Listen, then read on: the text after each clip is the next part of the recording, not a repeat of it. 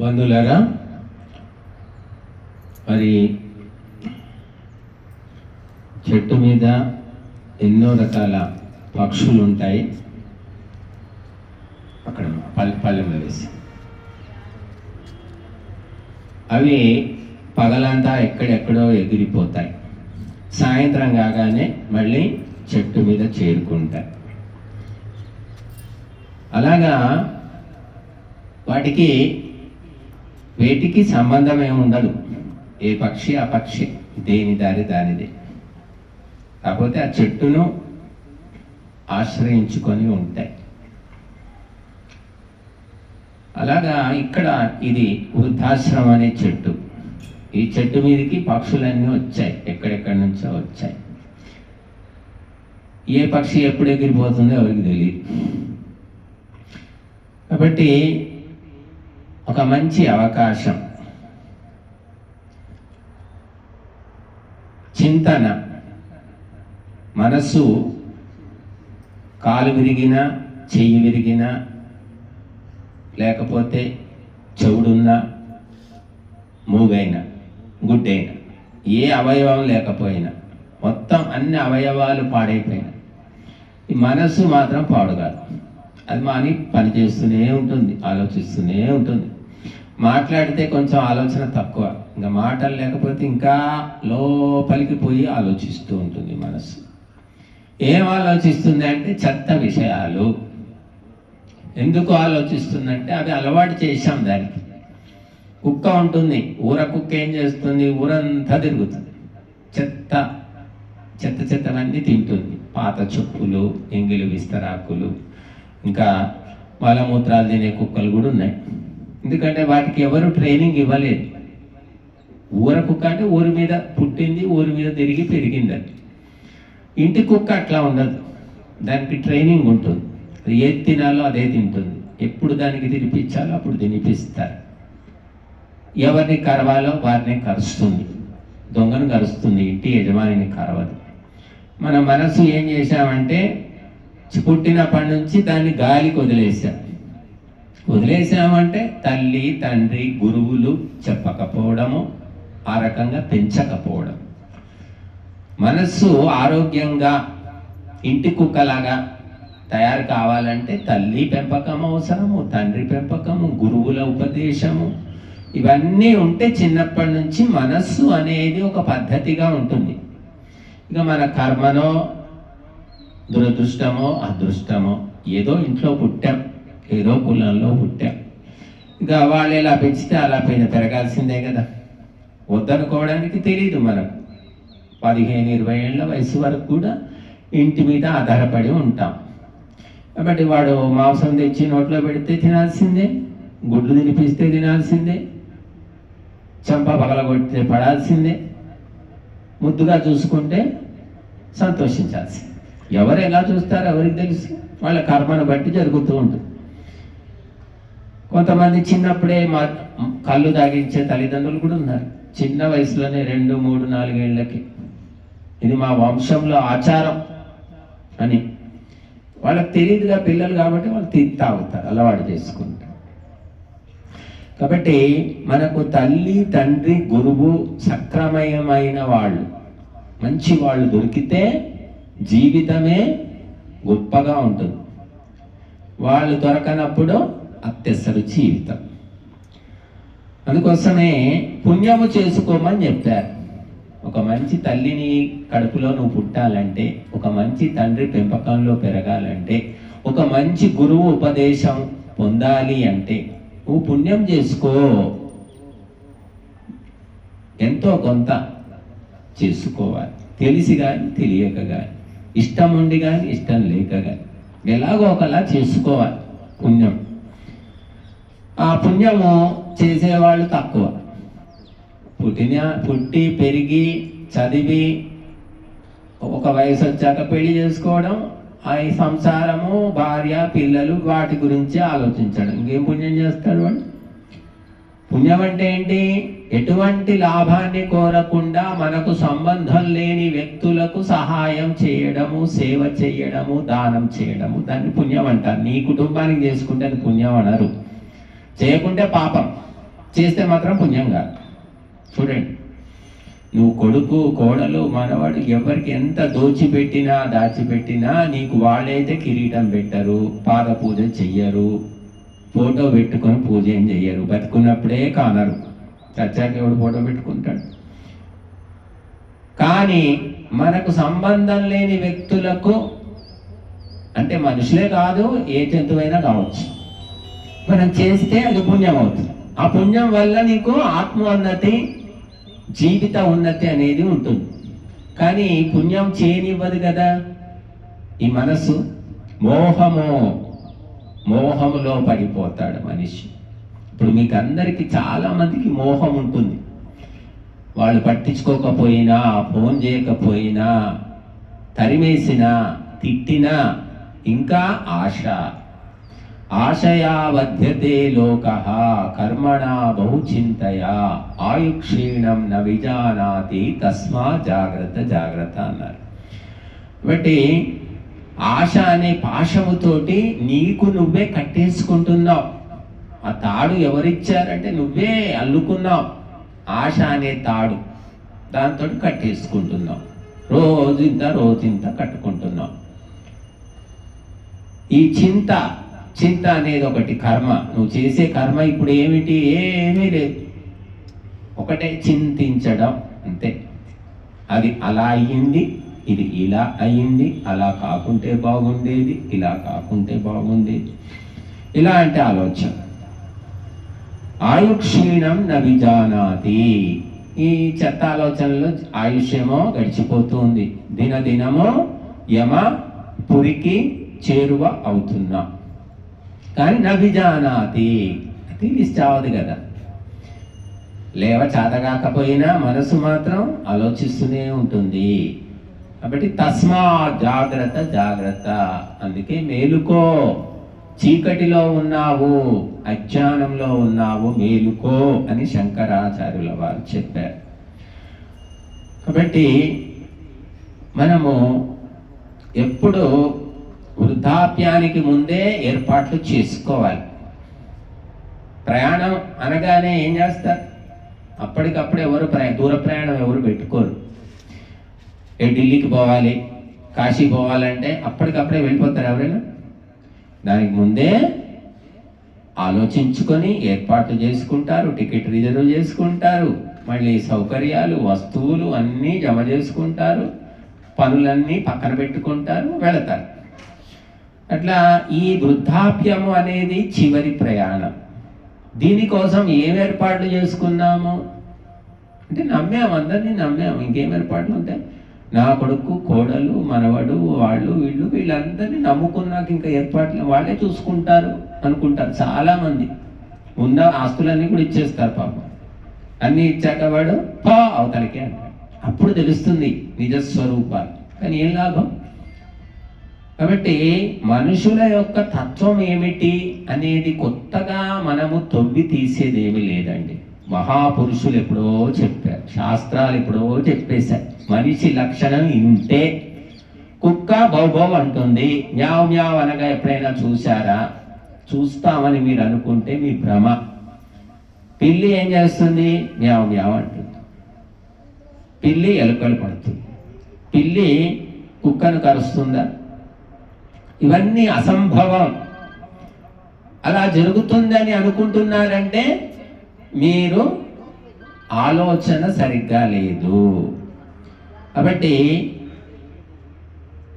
మహాపురుషులు స్పష్టంగా చెప్పారు, వృద్ధాప్యం వచ్చిన తర్వాత అందరూ శత్రువులే. నువ్వు ప్రేమతో, మమకారంతో పెంచుకున్నటువంటి వ్యక్తులు, వారెవరైనా కావచ్చు, కుటుంబ సభ్యులు శత్రువులుగా మారుతారట. ఏ సంబంధం లేని వాళ్ళు మంచిగా మాట్లాడతారు, సంబంధం ఉన్న వాళ్ళేమో కసురుకుంటారు, అరుస్తారు, తిడుతారు, ఇంకా ఎన్నో రకాల వంకలు పెడతారు. నువ్వు తేలేదు, ఇవ్వలేదు, తక్కువ ఇచ్చావు, వాడికి ఇచ్చావు, నాకు ఇవ్వలేదు, ఇలాంటివన్నీ కూడా తెస్తారు. కానీ సంబంధం లేని వ్యక్తులు ఎంతో మర్యాదగా, ప్రేమగా, అమ్మ ఎలా ఉందమ్మా, ఇక్కడ నీకు బాగుందా, ఏమైనా సాయం చేయమంటావా, ఎవడో అంటాడు, వచ్చి మాట్లాడతాడు. కానీ సంబంధం ఉన్న వాళ్ళేమో వాళ్ళని చూసి మనం భయపడతాం చివరికి. ఇంకా రోజు తిడుతూ ఉంటే ఎవడో భయపడక ఇష్టపడతారా? కానీ మోహము అనేది వదలనివ్వదు. కాబట్టి ధృతరాష్ట్రుడు, గాంధారి 100 మంది సంతానం, కానీ ఎవరితో ఏం ఒరిగింది? కొడుకుల్ పుట్టరటంచు నేర్తుర వివేకులు జీవన భ్రాంతులై. అజ్ఞానులు నాకు కొడుకు పుట్టలేదు, సంతానం లేదని ఏడుస్తుంటారట. జీవన భ్రాంతులై, ఈ జీవితం మీద భ్రమ, ఏమైపోతుందో మా జీవితం అని మూర్ఖత్వంతో ఏడుస్తూ ఉంటారు. కానీ నారు పోసిన దేవుడు నీరు పోస్తూనే ఉన్నాడు. నువ్వు చెట్టు పెట్టకుంటే ఎన్ని చెట్లు, ఈ లక్షల చెట్లు ఎవరు పెట్టారు? ఏ ప్రభుత్వం పెట్టింది? ఇన్ని ప్రాణులను ఏ పరమాత్మ పోషిస్తున్నాడు? ఏదైనా ప్రభుత్వం తెచ్చి కుక్కలకు, కాకులకు, అన్నిటికీ తినిపిస్తుందని చెప్పండి.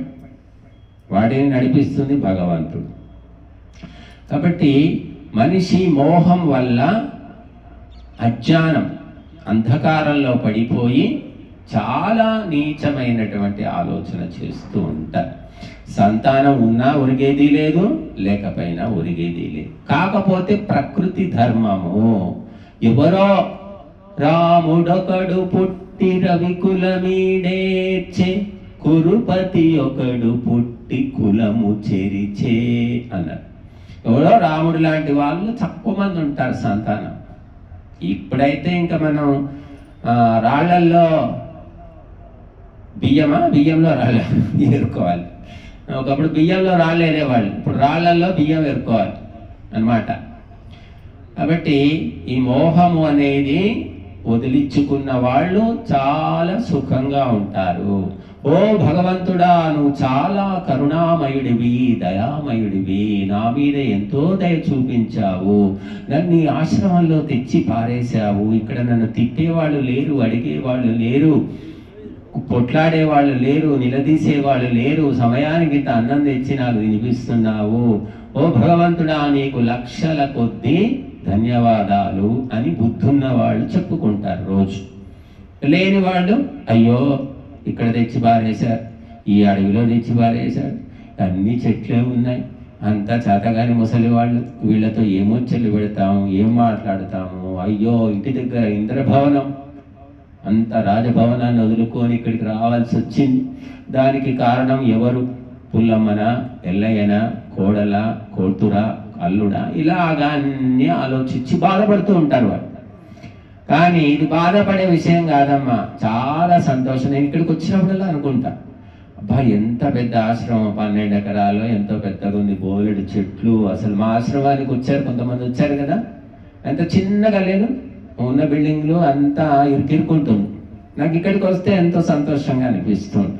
ఇంత విశాలంగా మీరు హాయిగా తిరగొచ్చు, నడవచ్చు, పరుగులు తీయొచ్చు, అక్కడ ఇక్కడ చెట్టు కింద కూర్చొని తపస్సు చేసుకోవచ్చు, ఎవరు అడిగేవాడు లేదు. బట్ ఇది ఒక మంచి అవకాశము దేవుడు ఇచ్చాడు అని మంచి మనసు ఉన్న వాళ్ళు అనుకుంటారు. ఇంకా మనసు బాగాలేని వాళ్ళు, నా కర్మ ఇక్కడ తెచ్చి పడ్డాం, ఈ లంకలాగా ఉంది, ఇక్కడ ఏ మూలకు ఎవడున్నాడో తెలియదు, ఈ చివరి నుంచి ఆ చివరికి నడవాలి, అక్కడ ఒంటిల్లు ఉంది, ఇంట్లోనైతే పక్కనే ఉండేది, అలాగా ఎన్ని వ్యతిరేకమైన ఆలోచనలు చేస్తారు.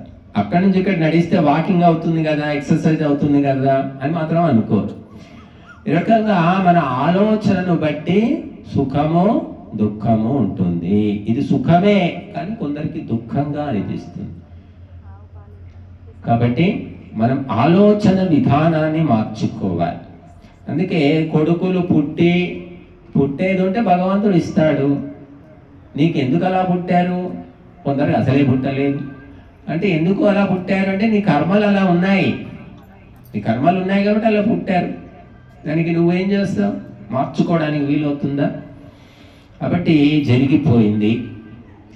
మును పుట్టరి కౌరవేంద్రుడ కనేకుల్ వారిచే నేగతుల్ వడసిన్. ఆ కౌరవేంద్రుడు అంటే ధృతరాష్ట్రునికి 100 మంది పుట్టి ఒరిగింది ఏమిటి? అసలు పిండం పెట్టే దిక్కులేదు. ఆ భీముడు, ధర్మరాజు, పాండవులు పారేస్తే ఇంత అన్నం దీని బతికారు. ఎవడు ఆ బతికుంటేనేమో ఎవడు అన్నం పెట్టేవాడు, ఎవడు బతికాడు? 100 మంది చచ్చుకున్నారు. ఏ గతులు వడసిన్, ఏమైనా గతి పోయి వచ్చిందా? సద్గతి పొందాడు ఏమైనా? అపుత్రకుండగు ఆ శుకునకున్ వాటిల్లేనే దుర్గతుల్ అన్నారు. అంటే ఆ శుక మహర్షి ఉన్నాడు, ఆయన బ్రహ్మచారి, పెళ్లి లేదు, పేటాకులు లేదు, ఇంకా పిల్లలు ఎక్కడి నుంచి వస్తారు? మరి ఆయనకి ఏమైనా దుర్గతి దాపురిచ్చిందా? అంటే మోక్షము పొందాడు, సుఖాలను పొందాడు ఆయన. కాబట్టి చెడునే మోక్ష పదంబు అపుత్రకునకున్ శ్రీకాళహస్తీశ్వర అని దూర్జటి మహాకవి చెప్పాడు. అంటే నువ్వు మోక్షం పొందడానికి సంతానము అవసరం లేదు. సంతానం ఇస్తే సంతోషమే, ఇవ్వకుంటే అంతకంటే సంతోషం. ఎవరు ఏది ఇచ్చినా ప్రసాదం అనుకొని కళ్ళు మూసుకొని అనుభవించవలసిందే. ఒకప్పటికంటే ఇప్పుడు నయం అనుకుంటా నేను. ఒకప్పుడు ఎలా ఉన్నా, ఎన్ని బాధలు కానీ సుఖాలు కానీ ఏమున్నా ఇంట్లో పడి చావాల్సిందేగా. బయట పోవడానికి వీలుందా? 60 ఏళ్ళు 70 ఏళ్ళు దాటిన వాళ్ళు ఎటు తిరిగినా మళ్ళీ ఇంట్లో పడి చావాల్సింది. నచ్చినా నచ్చకపోయినా, మెచ్చినా మెచ్చకపోయినా. కానీ ఇప్పుడు హాయిగా ఇక్కడ వృద్ధాశ్రమం, కొత్త కొత్త స్నేహితులు, కొత్త కొత్త ముచ్చట్లు, కొత్త కొత్త మాటలు, కొత్త కొత్త విషయాలు. అసలు ఎన్నో. పోయేవాళ్ళు పోతున్నారు, వచ్చేవాళ్ళు వస్తున్నారు. అవునా కదా? చెప్పండి. ఇంట్లో ఉంటే దొరుకుతారా ఇంతమంది? మేమైతే అసలేరా. మీ ఇంటికి వచ్చి చెప్పమంటే వస్తామా? చెప్పండి. కాబట్టి ఏది జరిగినా అంతా మన మంచికే అనేది పాజిటివ్ థింకింగ్. మంచి మనస్సుతో ఆలోచిస్తే ఎంతో మంచి. పక్కనే గుడి కూడా ఉంది ఒకటి. గుడి ఎలాగా వాకింగ్ చేసుకుంటూ వెళ్ళి ఇంకా మొక్కుకునే వాళ్ళు మొక్కుకోవచ్చు, అక్కడే కూర్చునే వాళ్ళు కూర్చోవచ్చు. చప్పుడు లేదు అసలు. ఇక్కడ ఎంత ప్రశాంతంగా ఉంది. కాబట్టి ఒక మంచి అవకాశం, స్వర్గంలో తెచ్చి పడేశారు నన్ను. ఆహా, నా అదృష్టం ఇది అని అనుకునేవాళ్ళు ఎంతమంది చేయండి. అంటే మొదలు అనుకోకపోవచ్చు, ఇప్పుడు అనుకునేవాళ్ళు ఎంతమంది? స్వర్గంలో ఉన్నట్టు ఉంది. 1 2 అయ్యో 3 4 మిగతా వాళ్ళకి ఏంటి నరకమా? చెప్పండి. మార్చుకోండి, ఆలోచనలు మార్చుకోండి. దృష్టిని బట్టి సృష్టి. అందరికీ అదే. కానీ మన ఆలోచనను బట్టి సుఖ దుఃఖాలు అని చెప్పారు. కాబట్టి ఎప్పుడో ఏదో అవుతుంది అని ఇప్పుడే మన జీవితాలను చెడగొట్టుకోకూడదు. కాబట్టి వృద్ధాప్యము అనేది పాపము కాదు, నేరము కాదు, శాపము కాదు అని చెప్తున్నాయి శాస్త్రాలు. భూయశ్చ శరదా శత, 100 ఏళ్ళు బ్రతకండి అని వేదం చెప్తుంది. 100కు పైన కూడా బ్రతకండి అని వేదాలు చెప్తున్నాయి. ఈ 70 ఏళ్ళకే మాకు కింద మీద అవుతున్నాయి, ఇంకా 100 ఏళ్ళు ఎవడు బతకాలి అంటారు కొంత. కానీ వేదాలు ఎందుకు చెప్తున్నాయంటే మనము ఆరోగ్యాన్ని కాపాడుకోలేదు, కాపాడుకోవడం. ఎంత తినాలో అంతే. ఎంతమంది తింటున్నారు? లెక్క ప్రకారం ముద్ద లెక్క పెట్టుకో. ప్రతి ముద్ద, ప్రతి మెతుకు నీ బతుకు. నువ్వు ఎన్ని రోజులు బతకాలో నీ ఒక మెతుకు చెప్తుంది. ఎంత తినాలి ఈ వయసుకు? ఎంతమందికి ఉంది జ్ఞానం? కాబట్టి మనము తినే ఆహారాన్ని బట్టే ఆరోగ్యం ఉంటుంది, ఆయువు కూడా ఉంటుంది. కొంతమంది తేలిగ్గా ఉంటారు. అమ్మగారులు, అయ్యగారు నడుస్తూనే ఉంటారు టింగు టింగుమని. 80 ఏళ్ళు వచ్చినా టింగు టింగుమని బాగానే నడుస్తుంది. ఎట్లా నడుస్తుంది? ఎంత తినాలో అంతే తింటుంది. కొంతమంది రుచిగా ఉంటే అసలు తట్టుకోలేదు. ఇక్కడ పెద్ద లిస్టు పెట్టారు. ఇడ్లీలు, ఉప్మా, అటుకులు. ఎన్ని ఇడ్లీలు తినాలి? 2, 4, 6, 10. చట్నీ బాగుంటే ఇంకో 2 లాగించేద్దాం. చట్నీ బాగాలేదు, ఈరోజు కుదరలే. సాంబారు బాగాలేదు. బాగుంటే ఎక్కువ తిందాం అనుకుంటాం. బాగుండని, బాగుండకపోని ఎన్ని తినాలో అన్నే తినాలి. 2, 3. మనం చేసే పని ఏముందని ఇక్కడ నుంచి లేచి అక్కడ కూర్చోవడం, అక్కడ నుంచి లేచి ఇక్కడ కూర్చోవడం. అంతేగా? ఇంట్లోనైనా కోడలు పని చెప్తుందేమో, ఇక్కడ అసలు పనే లేదు. చేస్తామంటే కూడా వద్దంటారు. చూడండి, ఇది సుఖము. ఎంత సుఖం అసలు. ఇంట్లో దెప్పి పొడుపులు, గొనుగుళ్ళు, సనుగుళ్ళు, చాడీలు, ఏమేమో అంత చెత్త. కాబట్టి మనము ఇక్కడ చక్కగా ఎంత తినాలో అంత తినండి. మీ మనస్సు కూడా ప్రసన్నంగా ఉంటుంది, శరీరం తేలిగ్గా ఉంటుంది. పొద్దునే లేస్తారు. పనికి మాలిన ఆలోచనలు కూడా రావు. ఆహారంతో మొత్తం గుర్తుపెట్టుకోండి. రాత్రిపూట ఎక్కువ తిన్నామనుకోండి, నిద్ర ఎక్కువ వస్తుంది, మత్తుగా నిద్రపోతాం. తక్కువ తినండి. మధ్యాహ్నం తినాలి ఎంత అనుకుంటే మధ్యాహ్నం కొంచెం ఎక్కువ తినండి, పర్వాలేదు. కానీ రాత్రి పూట మాత్రము సగంలో సగం తింటే తేలిగ్గా ఉంటుంది శరీరం. మీకు చెప్తున్నామంటే మేము అలాగే తింటామమ్మా తల్లి, మేము అలా తింటాం కాబట్టి చెప్తున్నాం, వస్తున్నాం. వీటి రుచిగా ఉన్నా లేకపోయినా మన శరీరానికి ఎంత అవసరమో అంతే తీసుకోవాలి. అప్పుడు వృద్ధాప్యం అనేది శాపము కాదు, అది కూడా సుఖంగానే ఉంటుంది. కాబట్టి మరి ఆహారమే నీకు మృత్యువు, ఆహారమే నీకు జీవితము, అది తెలుసుకో. కాబట్టి మరి చక్కటి భోజనము, చక్కటి వసతులు, చక్కటి వాతావరణము, చక్కటి వ్యక్తులు, అందరూ తల నెరిసిపోయింది, తెల్ల జుట్టు వాళ్ళే ఉన్నారు ఎక్కువ మట్టుకు. కాబట్టి అనుభవం అన్నమాట, ఇంకా ఏమీ లేదు, కేవలము దైవ చింతనమే, అంతే, ఏమీ అవసరం లేదు అని అనుకొని భగవంతుడా నువ్వే శరణ్యము, శరణాగతి అంటారు. ఏమీ లేదు, డాక్టర్లు తెచ్చేశారు, బతకడు, మందులు పనిచేయవు, డాక్టర్లు చెప్పేశారు, స్పెషలిస్ట్ డాక్టర్లు కూడా చెప్పేశారు. ఇక ఆశ పోయింది కదా, ఇంకా డాక్టర్లే తెచ్చి చెప్పారంటే వాడు ఏం చేస్తాడు, ఇంకా మళ్ళీ డాక్టర్ ఒక మాట చెప్తాడు లాస్ట్కు, ఇంకా మా మందులు పనిచేయవు, మా ట్రీట్మెంట్ అయిపోయింది, ఇంక మాకు తెలిసినంత వరకు చేసాం, దైవ స్మరణ చేసుకోండి అంటాడు వాడు. అప్పటిదాకా చెప్తాడు, డాక్టర్ దగ్గర పోగానే దైవస్మరణ చేసుకోవా, ఎందుకు వచ్చావని ఎవడు చెప్పడు. ఏమయ్యా దైవస్మరణ చేసుకోవాలి, నీ దగ్గర ఎందుకు వచ్చాం అంట. కాబట్టి వాడు ఏం చేస్తాడు, టెస్టులు చేస్తారు, ఇంజక్షన్లు ఇస్తారు, ఆపరేషన్లు 5 లక్షలు 10 లక్షలు 50 లక్షలు ఖర్చు అయిన తర్వాత చివరికి తేల్చి చెప్తాడు, ఇంకా లాభం లేదమ్మా, మీరు ఇంకా కోటి పెట్టినా లాభం లేదు, దైవస్మరణ చేసుకొని ఇంకా కొన్ని రోజులు, ఏదో వారాలు రోజులు అని చెప్తాడు. అలాగా ఇప్పుడు మనం ఏంటంటే, ఇప్పుడు డాక్టర్లు ఏం చెప్పకపోయినా ఇక్కడ దైవ స్మరణం చేసుకోవాలి. ఓం ఓం అని, అంటే ఓం ఓం అంటే బయటికి అని కాదు, బయటికి ఓపిక ఉంటే బయటికి, లేకపోతే మనసు లోపలే ఓంకారం స్మరించుకోవడం, లేదంటే గాయత్రి మహామంత్రాన్ని స్మరించుకోవడం. ఇంకా వృద్ధాప్యంలో ఉత్తమం ఏమిటంటే మృత్యుంజయ జపం. ఓం త్ర్యంబకం యజామహే సుగంధిం పుష్టివర్ధనం ఉర్వారుకమివ బంధనాన్ మృత్యోర్ముక్షీయమామృతాత్. ఇది మృత్యుంజయ మంత్రం. ఈ మంత్రం జపం చేసుకుంటే మరీ మంచిది. మనసులోనే, బయటికి ఎక్కువసేపు చెప్పలేరు, ఓపిక ఉండదు. బట్ ఈ మంత్రం ఏం చెప్తుంది, ఉర్వారుకమివ బంధనాత్, పండిన పుచ్చకాయ తీగ నుంచి తనకు తానే వేరైతుంది, ఎవ్వరు తెంపరు. అలాగా భగవంతుడా ఈ చావు నుండి నన్ను వేరు చేయి, అమృతత్వము ఆనందము నుండి వేరు చేయకు అని వేడుకుంటున్నా. అంటే మృత్యు బాధ నుంచి వేరు చేయి.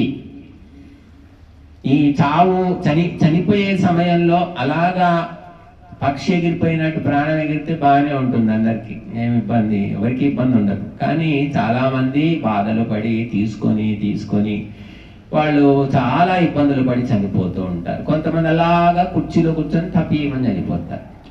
మంచి చావు అంటారు. అంటే మంచి చావు వరకు వస్తుంది, చెడ్డ చావు వరకు వస్తుంది, ఎవరికి తెలుసు. చెడ్డ వాళ్లకు చెడ్డ చావు రావాలని ఏం లేదు, మంచి వాళ్లకు చెడ్డ చావు రావచ్చు.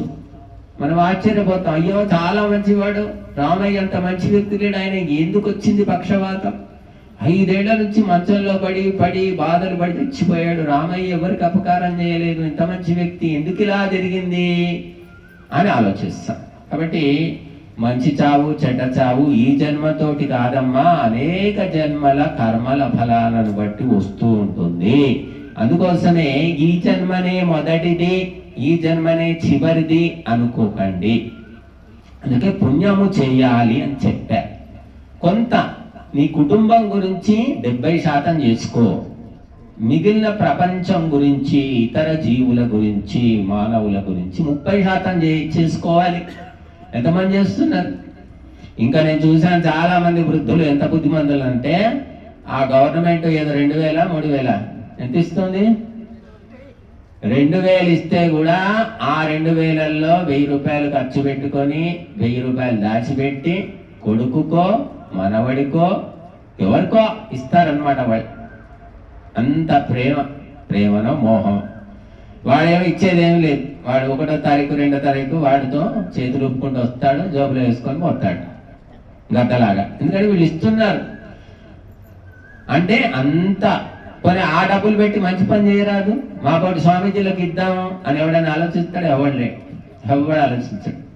అరే ప్రతిరోజు ప్రతి నెల 1వ తారీఖు వచ్చేవాడు మనవాడు రాలేదేంటి, అరే 3వ తారీఖు అయింది ఇంకా రాలేదేంటి, 1000 రూపాయలు తీసి పెట్టాను వాడి కోసం అని ఈ ఆలోచనలు తప్ప, అయ్యో స్వామీజీలు వచ్చారు మన దగ్గరికి, చాలా రోజులైంది, 3 నెలల 6 నెలల తర్వాత వచ్చారు, ఇద్దాం అంటే ఇస్తాం 10 రూపాయలు 50 రూపాయలు ఇస్తాం, 100,000 ఎందుకు ఇస్తాం? మా పిల్లలకు ఇచ్చుకుంటాం. వాడిచ్చేది లేదు సచ్చేది లేదు. కానీ మోహం అన్నమాట, ఆ మోహము అటే లాక్కొని పోతూ ఉంటుంది. దానివల్ల పుణ్యమేం రాదమ్మా, పాపమే. ఎందుకంటే వాడు బాగానే ఉన్నాడుగా, కాళ్ళు చేతులు ఉన్నాయి, పని చేసుకోగలుగుతాడు, సంపాదించుకోగలుగుతాడు. నువ్వు ఇచ్చిన డబ్బులు తీసుకెళ్ళి వాడు ఏం చేస్తున్నాడో వాడికి తెలియదు. బట్ ఇలాంటి వాళ్ళని నేను చాలా మందిని చూశాను. నేను చూసి ఏం చేస్తాం మనం, చెప్తే వింటారా వాళ్ళు? నెత్తిలో ఉన్నటువంటి ఆ చెత్త పోదు. కాబట్టి మనం ఎక్కడున్నామో అక్కడ ధర్మ కార్యాలు చేసుకునే ప్రయత్నం చేయాలి. ఎక్కడో పోయి చేయాల్సిన పని లేదు. కాశీకి పోయి లేకపోతే తిరుపతి పోయి చేయాల్సిన పని లేదు. ఇక్కడే చేసుకోండి మంచి పనులు, సేవా కార్యక్రమాలు ఏదో ఒకటి చేసుకోవచ్చు. దానం, ధర్మం, సేవ.